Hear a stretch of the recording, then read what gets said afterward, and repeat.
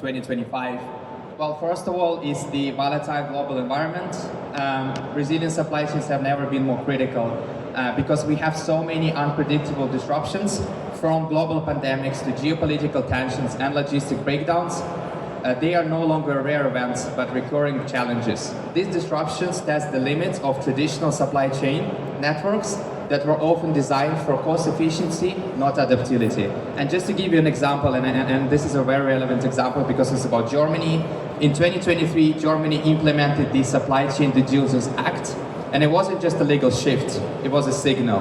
European supply chains were no longer just about efficiency. They had to be ethical, transparent, and resilient.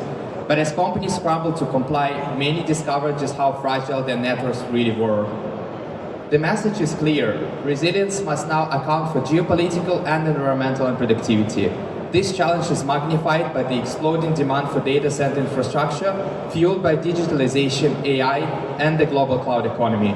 Such demand put more strain on timelines, materials, and logistics, making resilience not just advantageous, but indispensable. So I would like to talk about some of the innovations that I've seen recently in the data center market. So the first of all is the supply chain as a service. Some providers now offer end-to-end logistics and inventory management as a service, tailored for data center operators. This model increases flexibility and reduces capital expenditure. And I've seen it a lot when it comes to Mercury. A lot of the companies that I sourced, they call me and say, Alexander, we do not just offer installation or material supply. We can also help you with the design. We can do the offsite manufacturing. So it's really a proper service. They offer the commission, and I think this is a unique selling point for a lot of those companies. The second one is transparency. Supply chain has to be transparent now. Over 75% of the data center lifecycle emissions come from its supply chain. So tackling Scope 3 emissions means engaging suppliers and rethinking materials from the ground up. Supplier visibility is no longer optional. From carbon data to sourcing practices, transparency is key to building trust and meeting ESG goals. The third one is the materials. You have to be sustainable from the start. We have constructed an OSM facility in Magdeburg in Germany, and this was done for a specific client. Unfortunately, this project was pushed back by a few years, but we're still very committed to Germany, and we do believe in the OSM and how important it is, even being a general contractor. So now we're going to touch base on the actual strategies for building resilient supply chains. The first one is the supplier diversification.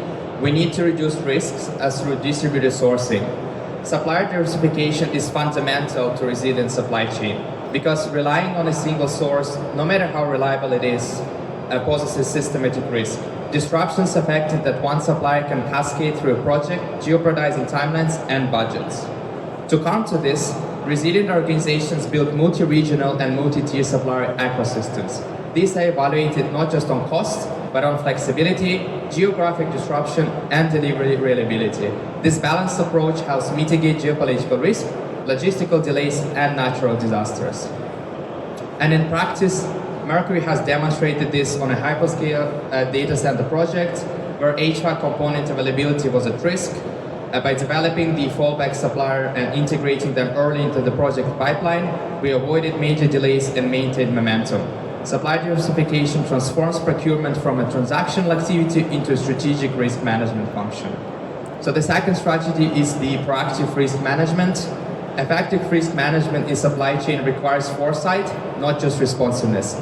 It starts with proactive risk mapping, identifying vulnerabilities across the supply chain, and modeling what-if scenarios that simulate disruptions before they occur. This foresight is paired with robust fallback strategies, pre-identifying and qualifying backup suppliers and materials. This allows procurement teams to switch gears immediately when disruption hit. It's about agility, not improvisation.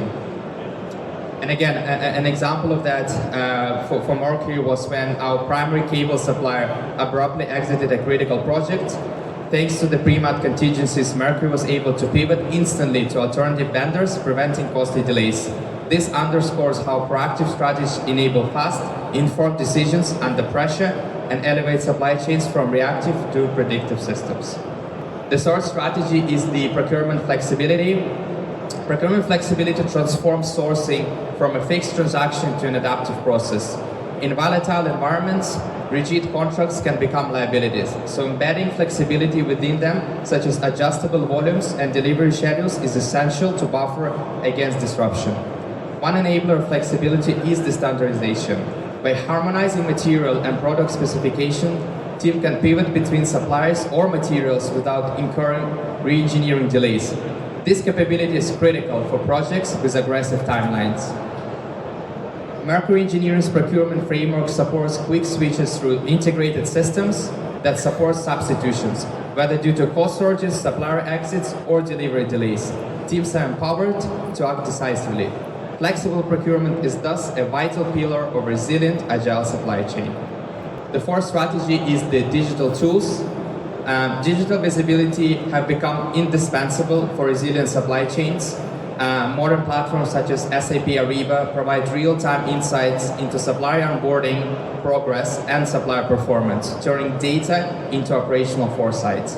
Large construction companies on-site teams access dashboards via mobile tools, ensuring that decisions made in the field are backed by current, accurate data. This real-time coordination across teams enhances responsiveness and reduces communication lags that often cause delays. Beyond monitoring, advanced analytics now predict shortages, bottlenecks, and delivery risk. These systems empower supply chain leaders to act predominantly shifting from reactive firefighting into strategic anticipation. Digital tools are thus the nerve center of the modern supply chain resilience. And I would like to also have an honorable mention here, and that is internal collaboration. And I feel this actually could be one of the most important ones. Because internal collaboration is a cornerstone of a resilient supply chain. Cross-functional coordination between procurement, engineering, and construction teams ensures a holistic view of a project timelines, risks, and material needs. This integrated structure eliminates operation problems and prevents costly handoff delays. Real-time shared databases are a game changer. These tools allow every stakeholder, from site teams to sourcing managers, to assess the same up-to-date information on the supply chain. Whether it's a tracking delivery status or flagging risk hotspots, decisions are made faster and with greater confidence. More critically, procurement is now involved from the design phase. Early input allows teams to align specifications with supply market realities, accelerating procurement and reducing the late-stage redesigns. This shift in timing elevates procurement role from support to strategic leadership. And now I would like to talk about the strategic partnerships, because that's super important in the supply chain resilience as well.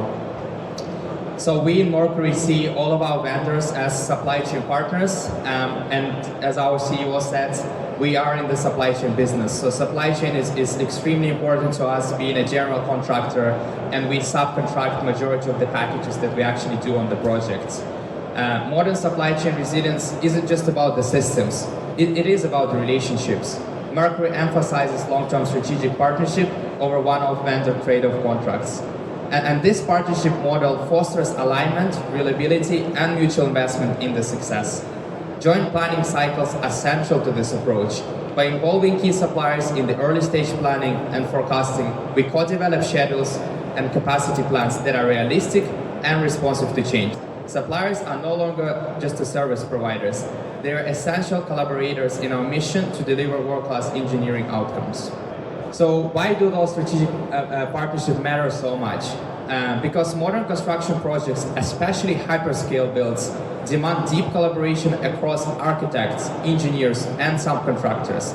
Resilience starts from integrated planning, shared digital models such as BIM, for example, and early contractor involvement to reduce rework and delays.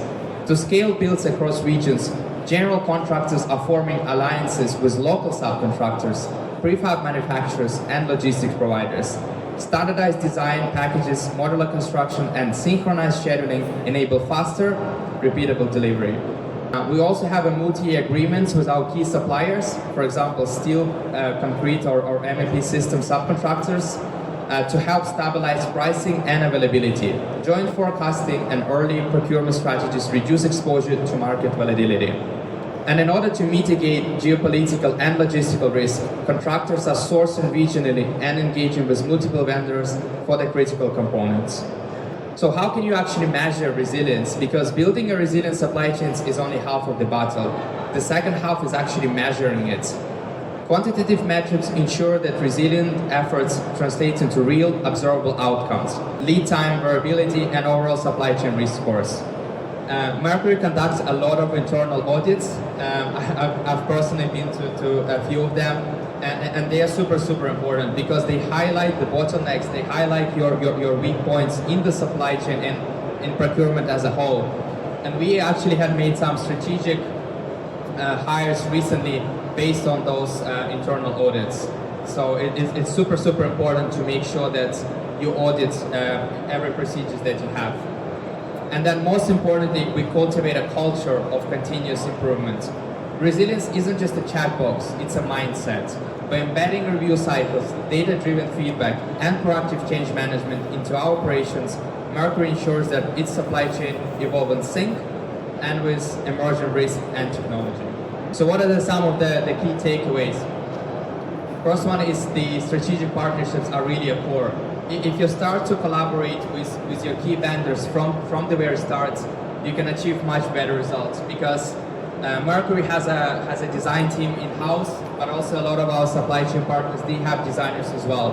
And if you connect those two dots, you can really achieve a better results from the beginning.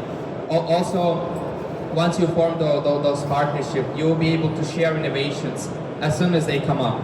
You know, you'll be the first ones to hear about the new materials, about any changes in the legislations, and any innovation in general that are happening. You need to have a multidimensional approach because the success requires strategic planning, digital tools, supply relationship, and organizational alignments. And you need to move from procurement to co-creation because supply chain is no longer just a cost center, it's a co-innovation engine. The rules are changing and collaboration is the new competitive edge. And you need to have a scalable model. You need to have those frameworks such as master service agreement where majority of the terms and conditions are already pre-agreed, and then you can move from project to project and just fix those remaining 10% of the terms and conditions, and this makes the process much more efficient.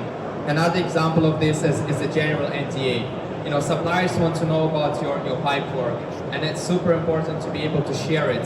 But in order to share it, you need to have a general or a global NDA in place. And by signing that, you really can sit down and talk about the pipeline and start collaborating from the beginning. The future is co-engineered. Resilience isn't built alone. It's really co-created.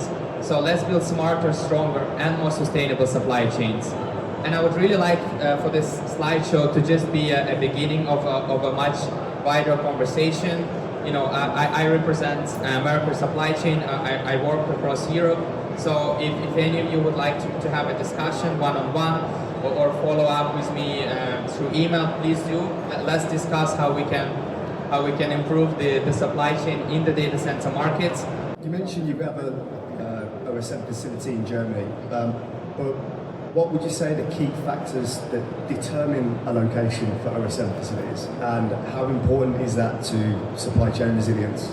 So it's a great question actually, because we used to have around 90% of our OSM facilities located in Ireland because we're an Irish general contractor, but the shipment cost was so high that we started to move more towards Eastern Europe.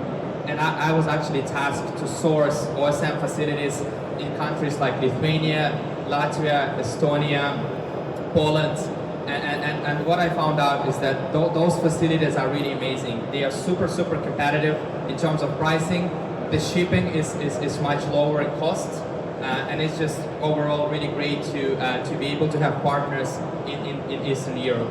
And the reason why Mercury decided to construct their offsite manufacturing facility in Germany is because Germany is really a capital for data centers in Europe. We have, I think, around 25 live projects in Frankfurt alone.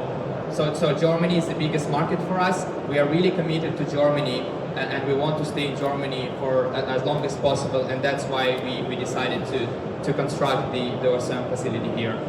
Thank you very much, guys, for listening, and please follow up with me if you want. My email is here. Any questions for supply chain, I'll be happy to discuss. Thank you.